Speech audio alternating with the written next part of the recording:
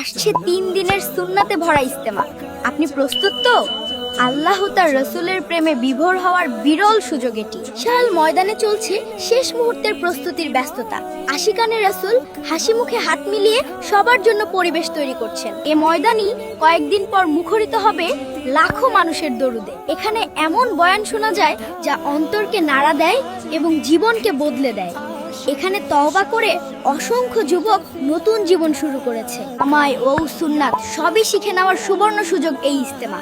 হয়তো আপনার মনেও বহুদিনের একটা শূন্যতা আছে, এখানেই তা পূরণ হবে। ইজতেমায় লাখো কণ্ঠে ইয়া রাসূলুল্লাহ ধ্বনি হৃদয়কে নরম করে দেয়। মনে হয় ঠিক এটাই ছিল আমার খোঁজা সেই প্রশান্তির ঠিকানা। 24, 25, 26 ডিসেম্বর, বুধ, বৃহস্পতি, শুক্রবার, আশিয়ান সিটি এয়ারপোর্ট, ঢাকা।